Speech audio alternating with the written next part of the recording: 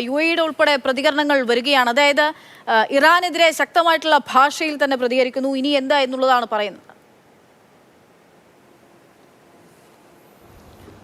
വളരെ ശക്തമായിട്ടുള്ളൊരു പ്രതികരണമാണ് ഇപ്പോൾ യുഎഇ പ്രസിഡന്റിന്റെ നയതന്ത്ര ഉപദേശകനായിട്ടുള്ള അൻവർ ഗർഗാഷിന്റെ ഭാഗത്തു നിന്നും ഉണ്ടാകുന്നത്. അൻവർ ഗർഗാഷ് മുൻപ് യുഎഇയുടെ മന്ത്രി കൂടിയായിരുന്നു. അദ്ദേഹമാണ് ഇപ്പോൾ പറയുന്നത് ഇറാൻ പൂർണ്ണമായും ഒറ്റപ്പെട്ടിരിക്കുന്നു എന്നുള്ള ശക്തമായിട്ടുള്ള ആരോപണം.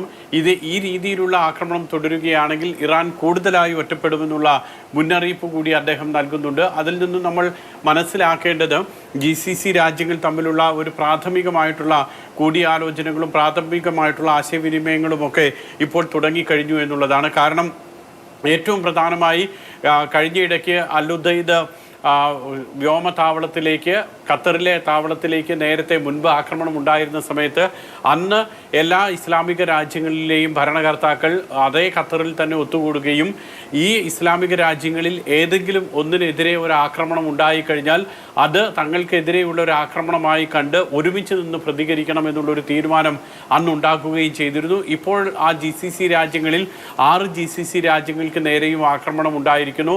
അതുകൊണ്ട് തന്നെ സ്വാഭാവികമായും അങ്ങനെയുള്ള ഒരുമിച്ച് നിന്ന് പ്രതികരിക്കേണ്ട ഒരു സാഹചര്യം ഉണ്ടാകുന്നു എന്നാണ് GCC രാജ്യങ്ങളൊക്കെ തന്നെ ഇപ്പോൾ വിലയിരുത്തുന്നത്.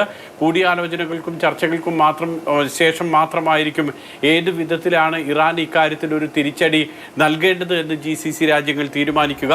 ഏതായാലും പുതിയൊരു അറിയിപ്പ് കൂടി വരുന്നത് ദുബായ് ഗ്ലോബൽ വില്ലേജ് അടയ്ക്കുന്നുണ്ട്. ദുബായ് ഗ്ലോബൽ വില്ലേജ് ഇനി ഒരു അറിയിപ്പ് ഉണ്ടാകുന്നതുവരെ പ്രവർത്തിക്കില്ല, പ്രവേശനം അനുവദിക്കില്ല എന്നുള്ള ഒരറിയിപ്പ് നൽകുന്നുണ്ട്. അതോടൊപ്പം തന്നെ അബുദാബിയിലെ ബാബ്സ് ഹിന്ദു മന്ദിർ ഇന്നലെ അടച്ചിരുന്നു. ഇന്നും അത് പ്രവർത്തിക്കില്ല. ഇന്നും സന്ദർശകർക്ക് പ്രവേശനം അനുവദിക്കില്ല എന്ന് അധികൃതർ അറിയിക്കുകയും ചെയ്യുന്നുണ്ട്. ഇത്തരത്തിലുള്ള എല്ലാ വിധത്തിലുള്ള ജാഗ്രത എല്ലാ മേഖലകളിലും ഇപ്പോൾ തുടരുന്നുണ്ട്. UAE-യിലാണെങ്കിലും അതോടൊപ്പം തന്നെ മറ്റ് സമീപ GCC രാജ്യങ്ങളിലാണെങ്കിലും ഒക്കെ എല്ലാ തരത്തിലും ജാഗ്രത തുടരുന്നുണ്ട്.